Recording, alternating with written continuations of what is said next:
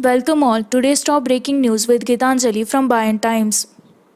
CM Jaganmohan Reddy clears rupees 1150 crore dues kept pending by TDP government. Chief Minister Y.S. Jaganmohan Reddy cleared rupees 1150 crore worth zero interest subsidy dues of the previous TDP government benefiting 57 lakh farmers in the state. He also cleared dues of rupees 88 crore kept pending by the previous government to 36,000 sugarcane growers.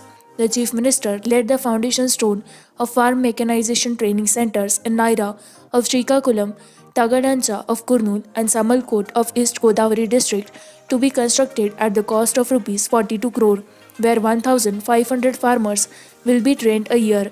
Interacting with the farmers across the state through video conference on the occasion of Farmers' Day commemorating the birth anniversary of former Chief Minister Y.S. Rajshekara Reddy, Jagan reiterated that farmers would always remain the top priority of his government.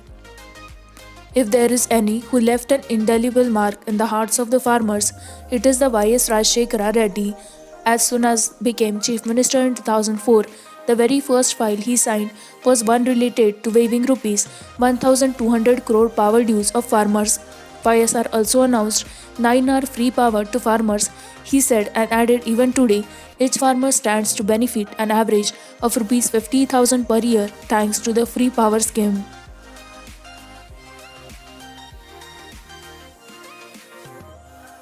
Thirteen more die of COVID-19 in Andhra as state sees biggest spike with 1,555 cases in 24 hours. Andhra Pradesh recorded its highest single day tally of COVID 19 cases with 1,555 persons, including those from other states and foreign returnees, testing positive for the virus. This pushed the total number of cases to 23,814, and with 13 more persons succumbing to the virus, the toll now stands at 277.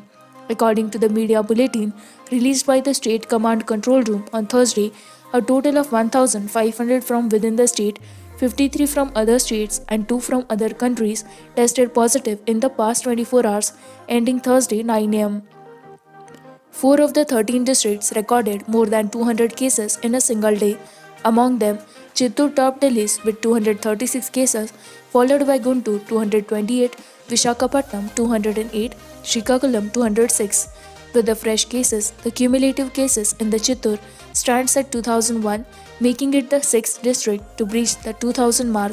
Krishna and Kadapa districts recorded more than 1000 cases. With 127 fresh cases, the cumulative cases in Krishna district crossed the 2000 mark. The total number of cases in the district now stands at 2095. Visakhapatnam recorded 208 cases, and with this, the cumulative cases in the district now stand at 1191. 9 districts out of the 13 now have more than 1000 cases.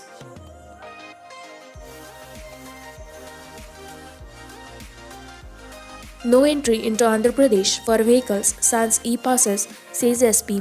Guntur ruler SP Vishal Gunni conducted a surprise inspection of the interstate border checkpost at Bodugala village in Dachepalli Mandal on Wednesday. He said that all passenger vehicles should possess e-passes to enter into Andhra Pradesh.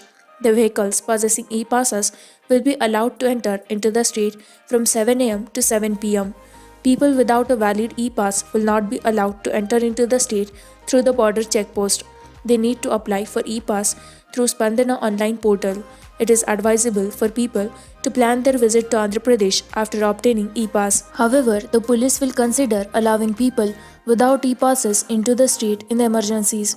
The people coming from Telangana, Tamil Nadu, Maharashtra and New Delhi should undergo tests, the SP said. He directed the police personnel to further strengthen surveillance at the border checkpost to prevent smuggling of sand and liquor.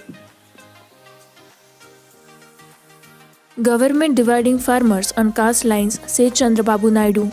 Accusing the state government of cheating farming on all fronts, TDP Supremo and leader of the opposition N. Chandrababu Naidu has said the government has no moral right to celebrate Raitu Dinotsavam. Instead, it should observe Farmers' Betrayal Day because of its utter negligence towards agricultural sector, he said.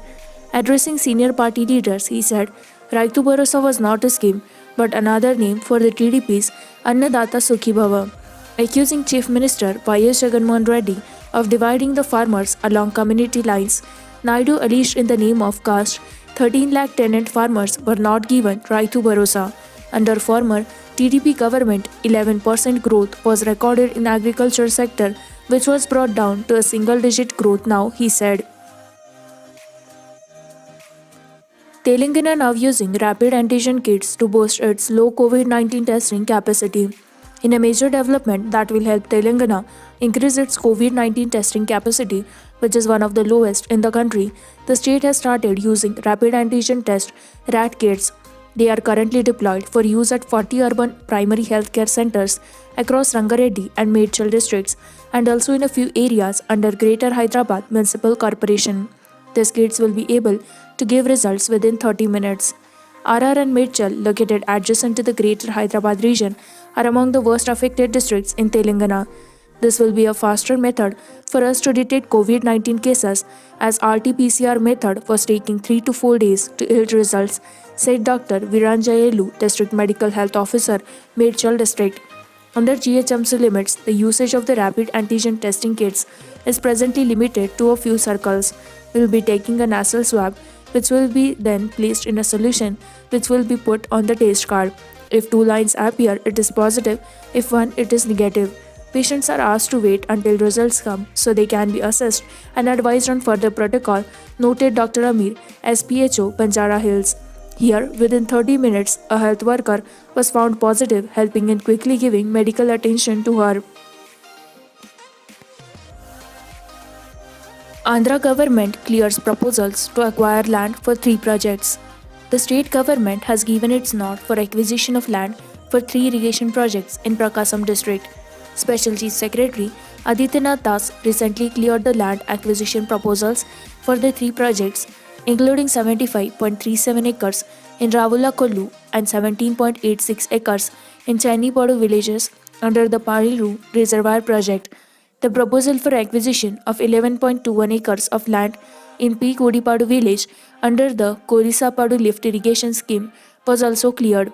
The government also cleared the proposal for acquisition of 57.04 acres of land in Anamanumuru village under the Gundlakama Reservoir project.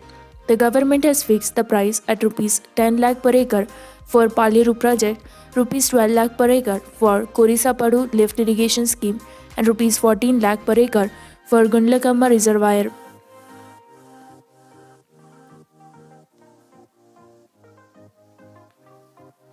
Stop carping on COVID-19, Ramarao hits out at opposition. Taking umbrage at opposition parties for blaming the TRS government for the steep rise in corona cases, Municipal Administration Minister K.T. Ramarao said that when the state was in the midst of COVID battle, it was improper that their part to make uncharitable comments against the government and the Chief Minister. He was speaking at the Haritha Haram program organized at Bedurughatta in Chopadandi Assembly segment along with ministers Kangula Kamlakar and Kopula Ishwar. Ramarao said, the opposition should bear in mind that if they keep criticizing the state government, it would only demoralize the frontline COVID-19 warriors. It is not as if the state cannot pick holes in the center's handling of the crisis, but we are not doing so as we want the focus to remain on containing the contagion. This is not the time to go at each other's throats. All of us should work together, shoulder to shoulder, to defeat coronavirus, Ramarao said. He also wanted to know why the opposition was not looking at the silver lining. Telangana's old secretariat demolition continues to be flattened in 7 days. The demolition of old buildings of the secretariat continued on the second day on Wednesday. Several senior officials visited the site and supervised the work. According to sources, only earth movers were used to demolish the buildings and 25% to 50% demolition work has been completed. It would take around 7 days to completely flatten the 10 blocks, sources said. Meanwhile, the entire area surrounding Old Secretariat has been fortified. Barricades have been put up at all roads leading to Old Secretariat and large number of policemen have been deployed at all entry points, banning movement of vehicles. Heavy police service was also there to prevent any attempt by the leaders of opposition parties to stage dharnas against the demolition. However, the police are allowing Secretariat employee from Liberty side to BRKR Bhavan where secretariat offices are temporarily located.